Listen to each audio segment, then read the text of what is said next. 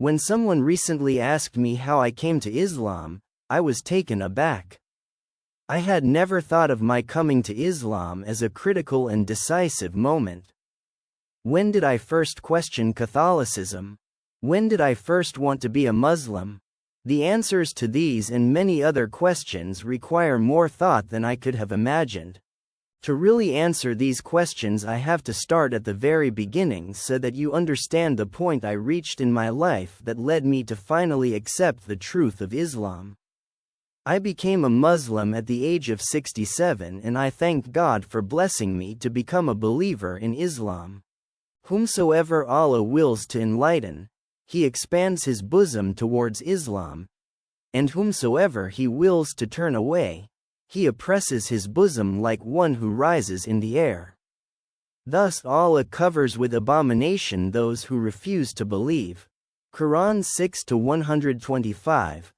I grew up in a strictly Roman Catholic home, the middle child of 3 daughters. My father worked hard and long hours every day. He left early in the morning every day and returned late at night. All this so that my mother could stay at home and look after my sisters and me. One very sad and unfortunate day, my mother told us that my father had been in a car accident. I died suddenly and our whole world turned upside down. With all the changes that were happening, my mother told us that she would have to go back to work.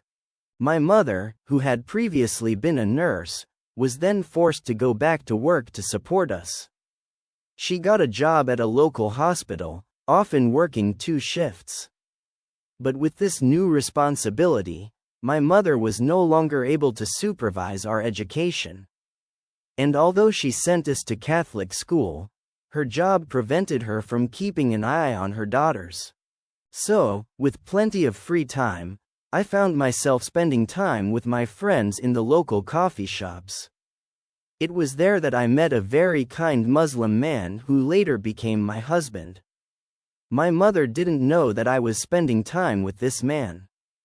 In fact, when I told her I was in love and wanted to get married, she warned me that we had different backgrounds and would have problems. She said that if we had children in the future, there would undoubtedly be problems related to religion. At the age of 20, I couldn't have imagined that we would have problems in our marriage. I was very much in love and happy that someone would take care of me.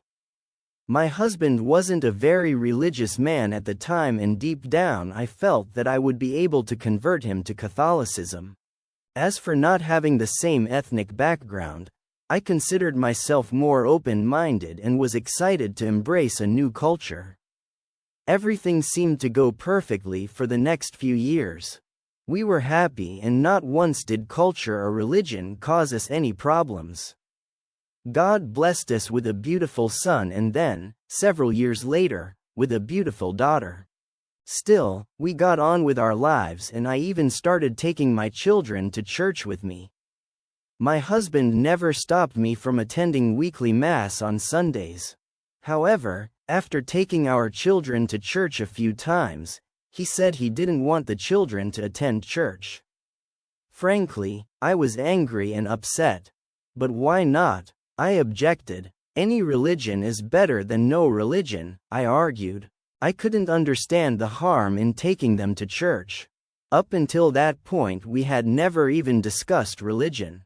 In fact, I had never even questioned that there could be a religion other than Catholicism. I was born Catholic and thought that Catholicism was the right religion. After countless explanations, it seemed that from that day on many problems became evident. We argued all the time, about everything and everyone. Small things became a big problem. Religion became a point of contention between us. The differences in our cultures became something to discuss. We argued about our in-laws and, what was sadder, we argued about our children's family upbringing. Everything my mother had warned us about was coming true. The only peace and harmony that existed between us now was the wisdom, sincerity, concern and love that my husband's father, my father-in-law, had for our marriage. My father-in-law loved his son and grandchildren and still genuinely loved me as his daughter. He was a very religious and devout Muslim and a very wise man. At that time, as I wasn't surrounded by Islam, my father-in-law was the first introduction I had to Islam. He said all the prayers, fasted during the month of Ramadan, and was very generous to the poor. I could feel his connection with God. My father-in-law was so kind to the needy that every day after coming home from the Dur prayer at the mosque, he would invite anyone in need to lunch at his house. This happened every day, until his death at the age of 95. His relatives remembered that he kept up this habit. My father-in-law didn't like the fights between my husband and me and advised us to find a solution before the children suffered as a result of our quarrels. He tried desperately to help us find a solution. She warned her son to give me space to practice my religion, but the fights were no longer about religion. I felt frustrated and wanted to take a break. When I asked my husband for a separation, he agreed that it might be the best thing for our marriage. You know the saying, absence increases passion. Well, not in our case. In fact, absence caused us to drift apart. After the separation, we both wanted a permanent separation and agreed to a divorce. Although I desperately wanted my children to live with me, we both felt that it would be better for the children to be brought up by their father.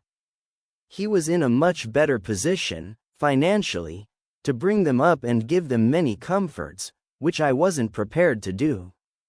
How I missed them every night. I moved back in with my mother and continued to see my children every weekend. My ex-husband would drop the children off on Friday afternoons and pick them up on Sunday mornings. Although this arrangement hurt, it was better than nothing.